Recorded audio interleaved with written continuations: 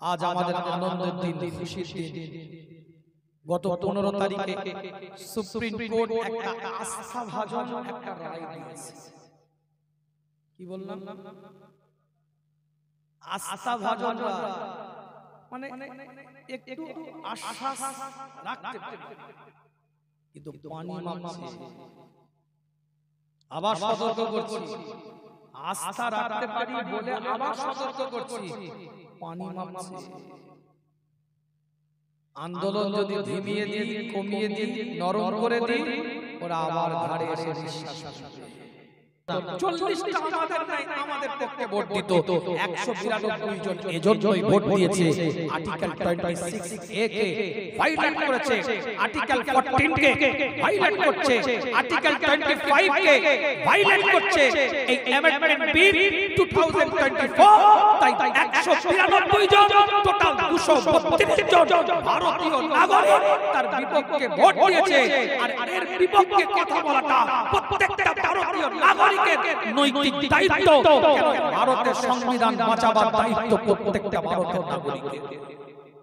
একটা মসজিদে যখন 5টা রাজনৈতিক দলের নেতা কর্মী নামাজ পড়তে যাবে, প্রথম কাতারে বসে আছে, তারা মসজিদের বাইরে আলাদা একটা পরিচয় আছে, আলাদা একটা ঝান্ডা তাদের আছে, আলাদা একটা জার্সি তাদের আছে, আলাদা একটা কালার তাদের থাকতে পারে। সেটা তাদের অবস্থান, তাদের চিন্তা, তাদের চেতনা, তাদের থিংকিং। কিন্তু মসজিদের মধ্যে যখন তারা প্রবেশ করবে, তাদের কোনো কালার নয়, কোনো রং নয়, কোনো ঝান্ডা নয়, কোনো জার্সি নয়, একটাই রং ইসলামের রং, একটাই কালার শরিয়তের কালার, একটাই আপনার ঝান্ডা ইসলামের ঝান্ডা। ওই রাজনৈতিক 5টা দলের নেতা নামাজ পড়তে পারে, কর্মী নামাজ পড়তে পারে, কিন্তু মসজিদের উপরে যখন আঘাত আসবে এদের মধ্যে কোনো দলাদলি থাকবে না। একটাই পরিচয়, মুসল্লির পরিচয় দিয়ে মসজিদের জন্য ঝাঁপিয়ে পড়তে হবে। এটা ঈমানি দায়িত্ব। ইসলামের জন্য, শরিয়তের জন্য, কোরআনের জন্য। অভিনয় নয়, নাটক নয়। মুসলমানের মতো একটা আওয়াজ তোলে, নারায়ে তাকবীর,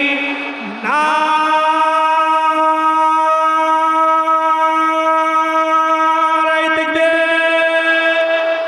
নারায়ে তাকবীর, নারায়ে তাকবীর। সিলসিলায়ে ফুরফুরা শরীফ জিন্দাবাদ, সিলসিলায়ে ফুরফুরা শরীফ জিন্দাবাদ, মাসলাকে মুজাদ্দিদ জামাত জিন্দাবাদ, মাসলাকে মুজাদ্দিদ জামাত জিন্দাবাদ, বিশ্ব নবী দিবস জিন্দাবাদ, বিশ্ব নবী দিবস, ঈদে মিলাদুন নবী জিন্দাবাদ, জশ্নে ঈদে মিলাদুন নবী জিন্দাবাদ, নারায়ে তাকবীর, আল্লাহু আকবার, নারায়ে তাকবীর, আল্লাহু আকবার। আমার কথা রাগ করলেন নাকি? এই কথা বলেন, আমার কথা রাগ করলেন, কষ্ট পেলেন, ব্যথা লাগলো? আল্লাহ পাক কবুল করেন, সকলে বলেন আমিন। খুশি না বেজা? খুশি না বেজা? কে কে খুশি দুটো হাত তুলে একটু দেখান। কে কে খুশি দুটো হাত তুলে একটু দেখান। একটু তাকবীর দেন, নারায়ে তাকবীর। আজ আমাদের আনন্দের দিন, খুশির দিন। গত 15 তারিখে সুপ্রিম কোর্ট একটা আস্থাভাজন একটা রায় দিয়েছে। কি বললাম? আস্থাভাজন মানে একটু আশ্বাস রাখতে কিন্তু পানি মাপছে। আবার সতর্ক করছি, আস্থা রাখতে পারি বলে আবার সতর্ক করছি, পানি মাপছে। আন্দোলন যদি ধিমিয়ে দিই, কমিয়ে দিই, নরম করে দিই, ওরা আবার ঘাড়ে এসে নিঃশ্বাস ফেলবে। তাই ইউনিটির দরকার, একতার দরকার, ঐক্যের দরকার, এক প্ল্যাটফর্মের দরকার। কেন সাম্প্রদায়িক শক্তি কিন্তু আমাদের ঘাড়ে নিঃশ্বাস ফেলছে।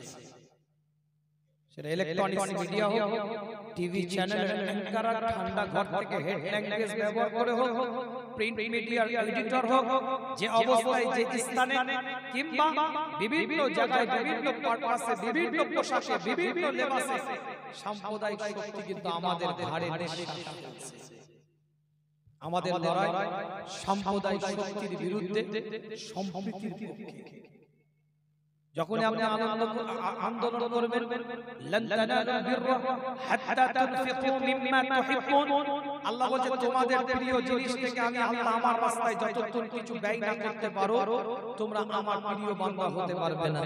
যখন একটা আন্দোলন করতে আপনি এগিয়ে যাবেন, এক শ্রেণীর মানুষ একটা ধর্মীয় ব্যক্তিত্বতে প্ররোচনা দিয়ে মুভ করার চেষ্টা চালাচ্ছে যে দেখ মুসলমান কি আন্দোলন করছে, একটা সম্প্রদায় কিছু সংখ্যক ওই সম্প্রদায়ের কিছু সংখ্যক মানুষকে মুভ করিয়ে সাম্প্রদায়িকতার বীজ রোপণ করার প্রচেষ্টা চালাচ্ছে, সম্প্রীতি নষ্ট করার প্রচেষ্টা চালাচ্ছে। এটা একটা চক্রান্ত। এটার আমার পরিষ্কার আপনাদের কাছে লজিক আছে। আমার তো আলোচনার বিষয় আজকে ওটা ছিল না, কিছু আমি বলিনি, শুধুমাত্র ক্লাস দিয়ে যাচ্ছি। একদম একটা কথা বলবো আপনাদেরকে, এই 2024 সালে ওয়াকফ অ্যামেন্ডমেন্ট বিল যেটা নিয়ে আসা হয়েছে, এখানে 232 জন এমপি বিপক্ষে ভোট দিয়েছে। 232 জন এমপি এর বিপক্ষে ভোট দিয়েছে। এর মধ্যে 40 জন হচ্ছে মুসলমান আর 192 জন হচ্ছে অন্য স্বজাতি। যদি লড়াইটা কোনো ধর্মের সাথে আমাদের হতো, লড়াইটা যদি কোনো ধর্মীয় কালচারের ব্যক্তিত্বের সাথে যদি আমাদের হতো, তাহলে এই 192 জন আমাদের পক্ষে ভোট দিত না। 40টা আমাদের নাই, আমাদের পক্ষে ভোট দিত। 192 জন এজন্যই ভোট দিয়েছে। আর্টিকেল 26 এ কে ভায়োলেট করেছে, আর্টিকেল 14 কে ভায়োলেট করছে, আর্টিকেল 25 কে ভায়োলেট করছে। এই অ্যামেন্ডমেন্ট বিল 2024, তাই 192 জন টোটাল 232 জন ভারতীয় নাগরিক তার বিপক্ষে ভোট দিয়েছে। আর এর বিপক্ষে কথা বলাটা প্রত্যেকটা ভারতীয় নাগরিকের নৈতিক দায়িত্ব। ভারতের সংবিধান বাঁচাবার দায়িত্ব প্রত্যেকটা ভারতের নাগরিকের।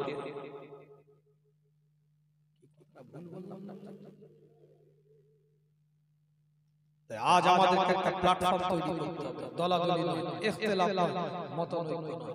যে বা যারা যে অবস্থাতে যে সিচুয়েশনে রাজপথে গণতান্ত্রিক প্রক্রিয়ায় আন্দোলন চালিয়ে যাচ্ছে রাজ্যের বুকে, কিংবা সুপ্রিম কোর্টে আইনি লড়াই চালিয়ে যাচ্ছে, যে বা যারা যে অবস্থাতে করছে, তাদের আরো 5টা চিন্তা ভাবনার সাথে আমার মিল নাও থাকতে পারে, কিন্তু ওয়াকফ আইনের জন্য যারা লড়াই করছে, এই বিলের বিপক্ষে যারা কথা বলছে, তাদের পক্ষে কথা বলাটা আমাদের ঈমানি দায়িত্ব।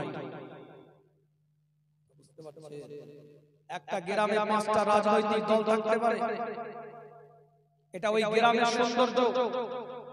যে যার আইডিওলজিতে রাজনীতি করতে পারে, এটা তার গণতান্ত্রিক অধিকার, সাংবিধানিক অধিকার।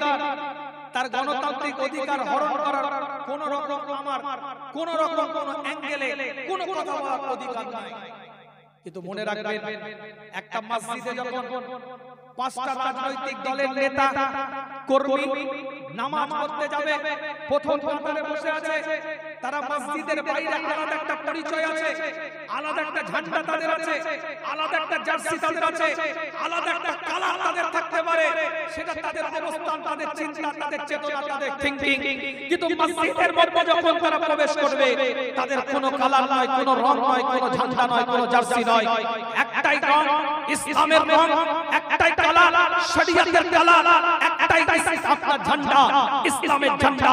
ওই রাজনৈতিক 5টা দলের নেতা নামাজ পড়তে পারে, কর্মী নামাজ পড়তে পারে, কিন্তু মসজিদের উপরে যখন আঘাত আসবে, এদের মধ্যে কোনো দলাদলি থাকবে না। একটাই পরিচয়, মুসল্লির পরিচয় দিয়ে মসজিদের জন্য ঝাঁপিয়ে পড়তে হবে। এটা ঈমানি দায়িত্ব।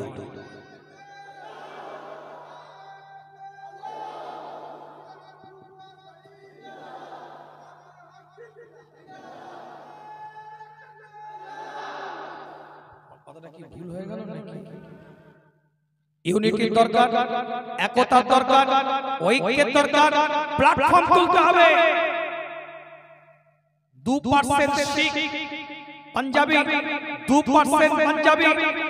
কৃষি আইন যখন বিল পাস করা হয়েছিল, 2% পাঞ্জাবি আন্দোলনের রূপরেখা এত অত্যাধুনিক তৈরি করেছিল, এত কঠিন আন্দোলন তারা তৈরি করেছিল। 2% পাঞ্জাবিরা তারা কৃষি আন্দোলন প্রত্যাহার করাতে কেন্দ্র সরকারকে বাধ্য করেছিল। আজ 22% আমরা মুসলমান বসবাস করি। শুধু আমরা নয়, এটা সংবিধান বিরোধী বিল, যেহেতু প্রত্যেকটা ভারতীয় নাগরিকের দায়িত্ব এটার বিরোধিতা করা। আজ যদি আন্দোলনের রূপরেখা সেই পর্যায়ে তৈরি করতে পারি, ইনশাআল্লাহ এই বিলকে প্রত্যাহার করাতে আমরা বাধ্য করতে পারব। কথা ঠিক বললাম না? তোমার নেতার কথাতে যদি আমার ইমানি দায়িত্বটাকে ভলিউম কমিয়ে দাও, তাহলে বুঝে নিতে হবে তুমি মুসলমানের পোশাক পরে ঘুরছো, মুসলমান হতে পারবে না। ওটা অন্য জায়গায় হবে। আমি আমার নেতার কথা শুনবো অন্য জায়গায়, নেত্রীর কথা শুনবো, ওটা আমার অন্য ব্যাপার। ইমানের জায়গায় নয়, শরীয়তের জায়গায় নয়, ইসলামের জায়গায় নয়, আল্লাহ রাসূলের জায়গায় নয়। ওটা আমার অন্য চিন্তাধারা শোনা হয়। তোমার দলের কর্মী তখন তোমার কথা শুনবো, ওটা অন্য ব্যাপার।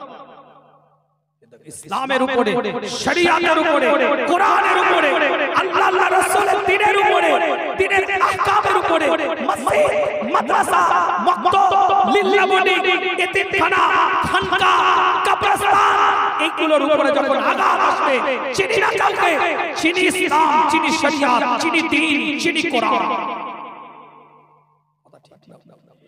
কথা ঠিক না বল?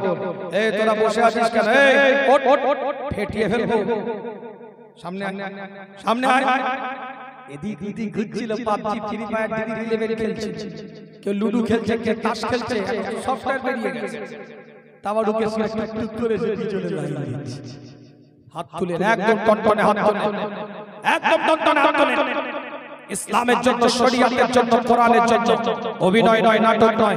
আওয়াজ দেন দেখে একটা নারায়ে তাকবীর। একটা মানুষের জবান বন্ধ না থাকে, চিৎকার দিয়ে বলেন নারায়ে তাকবীর। মুসলমানের মতো একটা আওয়াজ তোলেন নারায়ে তাকবীর।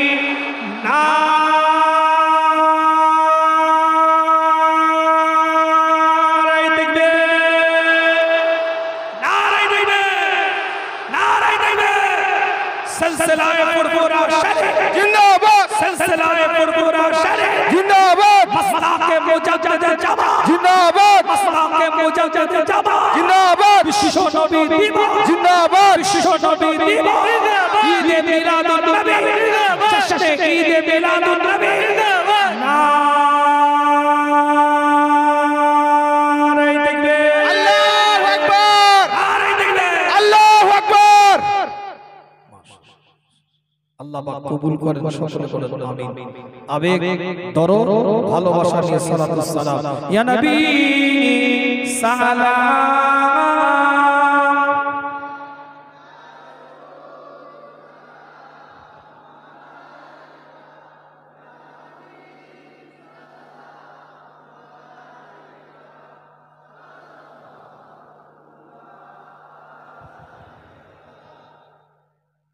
आपका तशरीफ लाना,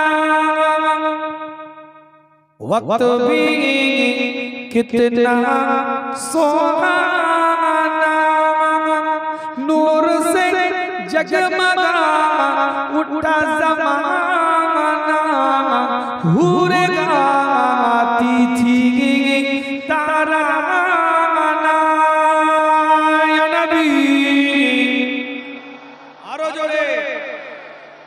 या रसूल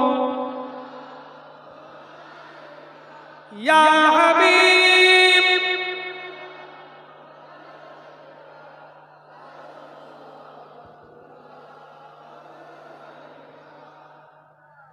ऐसा कर जाओ मदीना, तू नबी जिसे एक नाम, आपका एक नाम लेवा, आपसे यूं कहे राता या नबी, ইয়া রাসূল ইয়া হাবিব